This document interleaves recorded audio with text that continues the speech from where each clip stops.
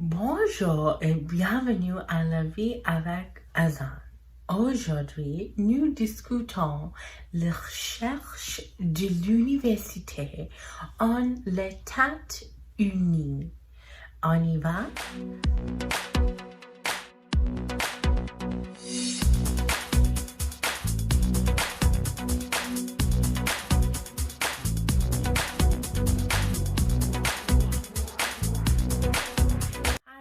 So basically this video we are going to talk about college searching.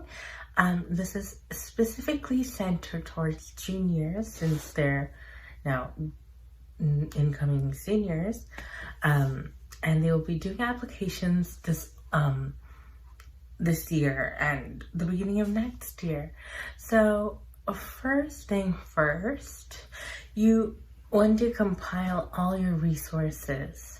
So there's multiple types of resources you can use to, start your search. There are all the huge book guides like the Princeton Review Guide, Fisk Guide, Barron's Guide. All of those guides are great resources on finding out those guides have a snapshot of all the details. They have reviews from students. They have experts' opinions on their programs and things like that. So that's one great resource. Another great resource is online websites. So I personally, for rankings, I use US News and World Reports, Niche, and to some extent, Peterson's. Now, I know there's other major international ones, but these are the ones that I use for US schools. So first thing, and there's a college search tool called Big Future from the College Board. Personally, this is my favorite tool. So this video, we're going to talk about some things you want to keep in mind that most of the time are visible in Big Future, but in other times you'll have to have access to the other types of searches. So let's start. So the first thing you want to keep in mind is its population or the size of the school and the student to faculty ratio. So these kind of go hand in hand. Usually, the larger the school, the higher the faculty to student ratio. So if you are a person that loves sports, wants to be in a Greek-like organization or something, then a bigger school will probably offer you things of those nature in a better way than a smaller school could. Now, the next thing you could take into consider is your GPA or your WGPA. Usually these search things use your unweighted GPA and your SAT or ACT scores. So what Big Future has is under the SAT tab, it's under the admissions or applications tab, and then the SAT or ACT scores and the GPAs. What you want to do is see if your SAT or ACT score is within range of that school. So usually the range is around 80 to 100. And if it's toward the bottom end, then make that more like a target or reach school. If it's near the top, then that could be more like a safety school or a target school. For GPA, do the exact same thing, except GPA is listed differently. It says 3.75 plus is this many percent of applicants. 3.5 plus is this many of applicants. So you want to check both of those things. Next, if this is important to you, you want to check need-based aid. Most colleges give merit-based aid to some extent, like some sort of scholarship or something. So merit-based aid, it's different. Need-based aid, it'll show up on Big Future, the percentage that the college's awards fulfilling their needs. Now, I would say most people, I think above a certain income bracket, do not qualify for need-based aid. In that situation, you can apply to scholarships from that school, or that school may automatically give you a scholarship. I did not really apply to any scholarships separately, but some top schools require you to apply to them separately. They just gave me a merit-based scholarship. The next thing you want to do is their required courses. Like, I believe the UC system, you have to have taken these courses, or like these number of like science courses or something, to at least be considered like in like a good standing. So make sure you meet those requirements. It's usually at state schools, but still. Then the next thing you want to see is the program strength for interested majors.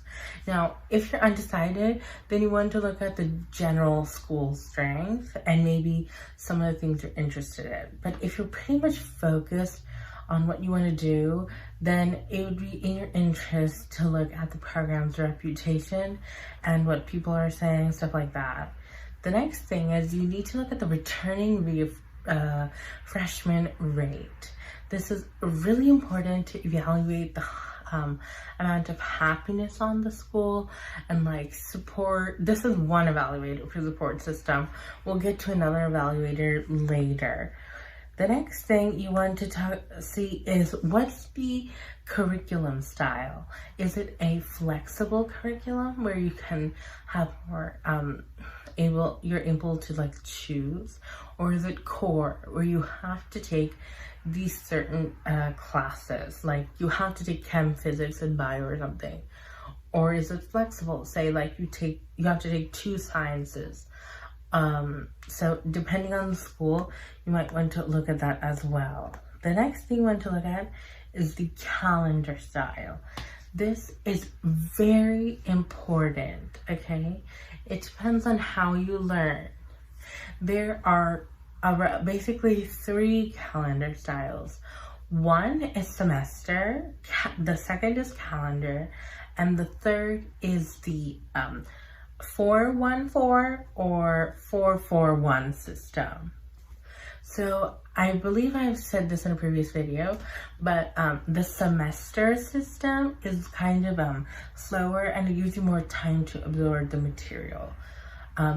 The quarter system is faster, and it's kind of like a closer to real life pace, but you get more class options. And then a 441 or 414 system is the semester system basically, but there's 1 month session where you study abroad or do some sort of one class or something like that in that short period of time. The next thing you want to look into is the type of location. Basically, this is important if you get distracted by like the city or something. So you want to look at if it's urban, suburban, or rural. Personally, I think I fit in best to a suburban environment, or if it's an urban thingy, it's not in like the center of the city. Maybe it's in like a sort of like an outskirts thing. It depends. If you do not get easily distracted by like the urban stuff, then urban will be absolutely great for you. But if you do, then suburban is great. Rural, that depends. For rural, you need to be sure that you're going to keep a car. Otherwise you won't be able to get anywhere. And the other thing you want to be sure of is that you can still like meet your parents. It's near a big city. It's like if you need to use an airport or something for studying abroad, you can still like sort of get somewhere. If it's in the middle of nowhere and the airport is like 4 hours away, then it's just going to be such a nightmare to study abroad. You also want to look at if the school is public or private. Now, usually the big state schools are state schools, which are public. But you want to make sure that the public school has a good student-faculty ratio and has a good support system. The support system is primarily measured by the graduation rate. U.S. News and World Report and Niche both have graduation rates, but they're both for different ones. There's a 4-year graduation rate and a 6-year graduation rate. I forget which one is which on Niche or U.S. News and World Reports, but one of them shows one and the other one shows the other one. Whichever one is higher is obviously the 6-year graduation rate. Also, sorry if it seems I'm talking really fast and out of breath. I'll take a deep breath now. I just thought I had a lot to cover in this video, so it might just take very long, so that's why I was trying to speed up. So you just saw the public schools. Now we're going to talk about the private schools. Usually, if you are someone who needs more support, a private school is going to be a better option for you. And it also depends what you want. Usually, a public school will have more diversity than a private school. Usually, because the reason is that a public school, especially for in-state residents, is cheaper than a private school. So if you're looking for diversity, you might want to consider a public school. A private school, you're going to see more like niche type of subjects usually, like which a public school usually won't offer. Public school usually has those big departments of majors, where a private school might have smaller departments but for more types of majors. So it just depends on what you want in that regard. The next thing you want to look at is its region. So like if you want the South and like the Southern atmosphere, then obviously look into schools in the South only. If you want the Northeastern like vibe, which is like super fast paced and stuff, then obviously you'll look in this corridor. If you want the West Coast vibe, then you'll obviously look in that corridor.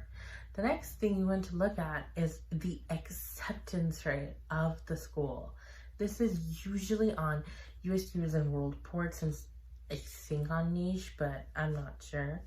So that's something to keep in mind. That rate is the total admission rate or the regular admissions rate. You will need to look at other websites if you want to get the early decision, early action, and the like whatever the other types of applications are. Those you'll have to look at other websites. The next thing we are going to talk about in more depth is the graduation rate. I cannot express this enough. You want a school that has at least an 80% 6-year graduation rate for a support system if you're not looking at a public college. So the next thing you will want to look at is the niche grade. The niche awards a grade of A, A-, B+, etc., separate from their rankings. And I also forgot to mention this, on the U.S. News and World Report, there will also be like a secondary ranking. So like Elon University, for example, is number 84 in national universities, but it's number 2 in undergraduate teaching in national universities. So that's a secondary ranking that's really important. Additionally, for example, Washington College is 105 in the nation in national liberal arts colleges, but it's number 2 best in Maryland for liberal arts colleges. So you want to look at those secondary rankings and the niche grade. The next thing is you want to look at the regular tuition rate and how much they may give you merit-based scholarships or something. This is something you can most likely be able to evaluate after admission, but usually it depends. Like if your budget is like, say, $40,000, you don't want to apply to anywhere more than $50,000 to $20,000 more than your budget, because usually the merit-based scholarship that you are awarded that you don't apply to is not 4 years full ride. It's usually like a portion. So it's like if their full tuition rate is like 60 or 65, it might become like 45, or something like that. So basically you want to give an account what your budget is and usually how much merit-based scholarships they give. The next thing you want to look at is the type of courses they offer. So like, it depends. If you want to study history, you might want to look at a course catalog and see what their sections in history are, or something like that.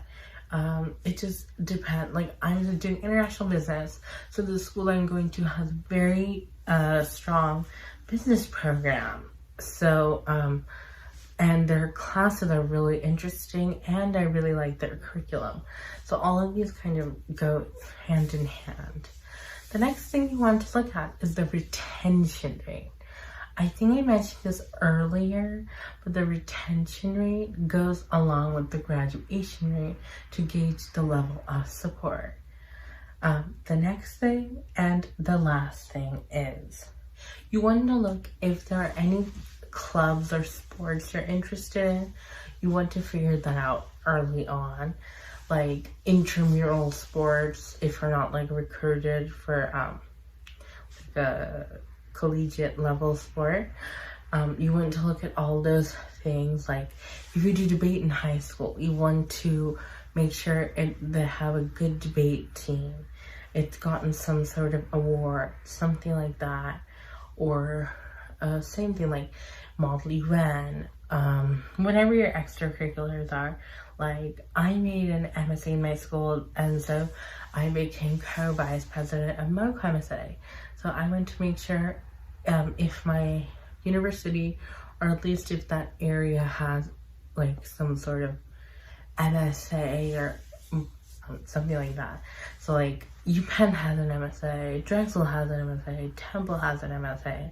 So my school does it because there aren't many Muslims at my school, but just the fact that there are other MSAs in the city sort of helped me to make my decision, because I really loved St. Joseph's University, but I really also liked Elon. The only reason I had to turn down Elon because it's kind of, they say suburban, but it's most likely rural.